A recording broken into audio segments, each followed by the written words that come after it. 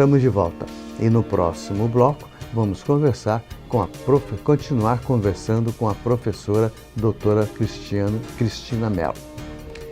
Bom, gente, agora o nosso assunto é economia, porque nós estamos falando de consumo de energia, que tem tido, assim, aumentos enormes. Mas, olha, o seu salário é sempre o mesmo há algum tempo, né? E pensando no seu conforto e na sua economia, a Gifeng Engenharia Solar dimensionou um projeto onde você terá uma economia expressiva instalando o kit de energia solar na sua residência ou no seu comércio. Pense em poder usar o conforto de dormir com o frescor de um ar-condicionado ligado, pagando pouco por este e por outros benefícios que você vai ter. Gifeng Engenharia Solar, tecnologia e seriedade ao seu dispor. Rua Rio Jutaí, 1013, telefone 98184-7587, Nogueira Alves.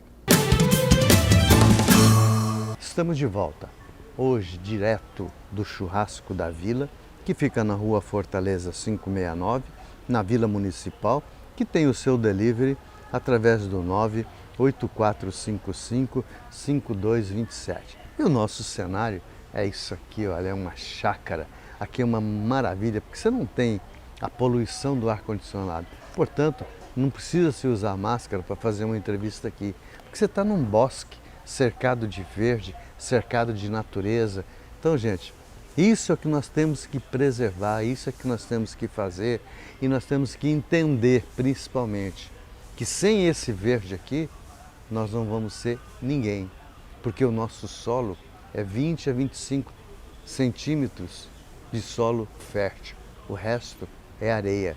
E aqui poucas coisas vão progredir, poucas coisas vai se conseguir resultados bons se nós continuarmos desmatando, derrubando as nossas árvores, desprotegendo esse solo.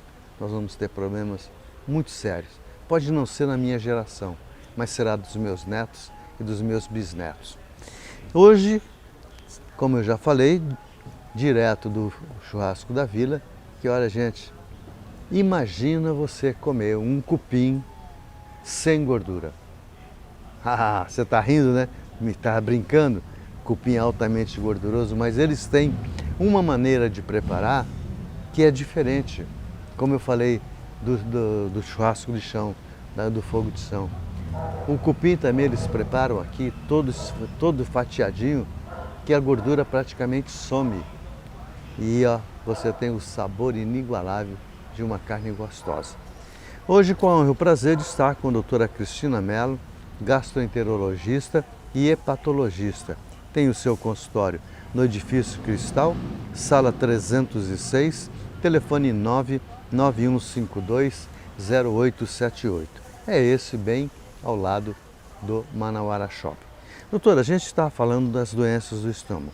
Outra coisa que é muito comum no nosso meio com as pessoas, e chega a ser uma coisa corriqueira, e eu queria saber até que ponto isso aí pode continuar sendo corriqueiro ou se é preocupante, que são as azias famosas, a queimação no estômago. Muito bem colocado, olha, Edson.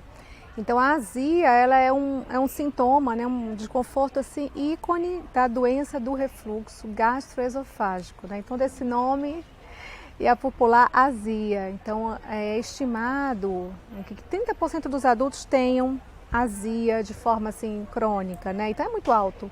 Vale a pena a gente conversar um pouquinho mais sobre esse, né, desconforto, essa patologia.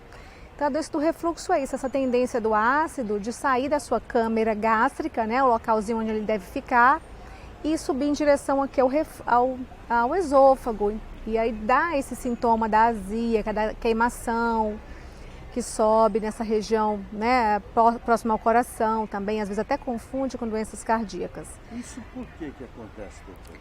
O estômago ele tem uma válvula, né, e em determinadas circunstâncias essa válvula ela fica entreaberta.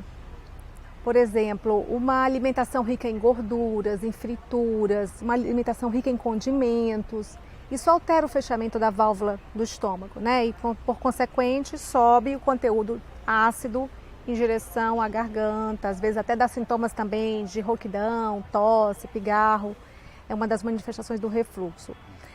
Mas não só alimentar, viu, Edson? Às vezes estresse, né? Então a gente tem as fases da nossa vida mais estressantes, menos estressantes. Quem não tem, né? Quem não tem? E nesses períodos de maior estresse, o estômago também é um órgão-alvo, né? Vai dar aquele desconforto, pode dar azia, são dos sintomas do estresse, que é naquele momento da vida da pessoa, né? Então, além da questão alimentar, do estresse, tem a questão da bebida alcoólica, o álcool também é um dos fatores para ter esses sintomas do refluxo, né? Porque ele também afeta esse funcionamento do estômago, o adequado fechamento do estômago dessa válvula, e com isso o ácido fica mais predisposto a subir em direção ao esôfago e à garganta. Então, contando todas essas circunstâncias, o refluxo é bem comum, né? A doença do refluxo gastroesofágico, que é a azia. E se esses sintomas começarem a ficar incomodando muito, vale investigar, né? Até que ponto isso está afetando a estrutura, se está causando alguma inflamação importante, né? Numa boa parte dos casos é uma fase transitória, autolimitada, a pessoa toma ali um alimento mais alcalino, às vezes tem pessoas que falam, tomei um leite, já melhorei, mas quando esse incômodo, né, perdura, é necessário então investigar, e são feitos alguns exames, como por exemplo, como é a endoscopia, que é o exame mais comum, né? A gente começa para a endoscopia, mas tem vários outros para confirmar esse diagnóstico. Lembro a vocês que a doutora Cristina Mello, gastroenterologista e hepatologista, tem o seu consultório no Edifício Cristal, bem ao lado do Manauara Shopping, sala 306, telefone 99152-0878. Doutora, aí a gente chega num estágio que vem a úlcera, que tem o seu pré-estágio também. E existe uma maneira de prever isso, de prevenir. A senhora já colocou o caso das frituras e o caso de alguns alimentos, mas existe uma coisa, uma medicação que a gente possa tomar à guisa de prevenção?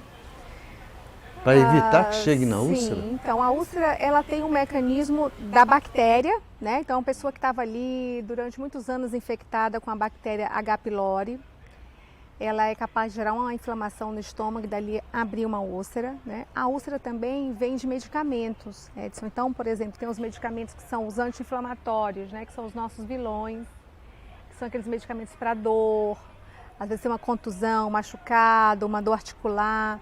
Então, o uso também por vários dias dos anti-inflamatórios, né? Então, vamos lembrar, cetoprofeno, diclofenaco, esses são os vilões do estômago. Então, eles também abrem úlcera, né?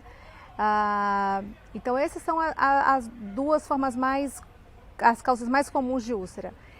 A gente não deve usar um medicamento para prevenir a úlcera, mas se houver sintomas digestivos, então deve ser investigado se existe úlcera ou não. E se ela existir, aí deve ser tratada, né? Com as medicações, se houver bactéria associada, tratar com as medicações para bactéria, que são a base de antibióticos. Se não houver bactéria, é tratado com medicamentos que cicatrizam o estômago. Então tem ali um tratamento baseado na causa também, né, No da passado úlcera. se falava muito de cirurgia de úlcera do estômago, hoje não se fala tanto. Isso aí mudou esse protocolo? Mudou, né? Mudou radicalmente depois da descoberta dessa bactéria.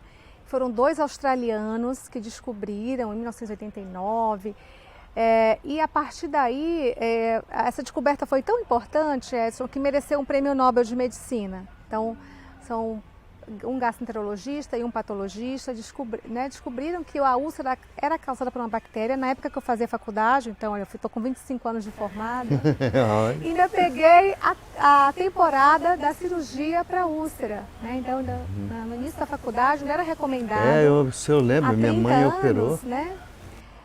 Era recomendado fazer a cirurgia para úlcera. E foi nesse período aí, nos últimos 25 anos, 30 anos, que foi descoberto então que a úlcera, enfim, era uma doença infecciosa, né? E agora a gente trata com antibiótico, não existe mais a cirurgia para úlcera, né? Olha que evolução, que fantástico.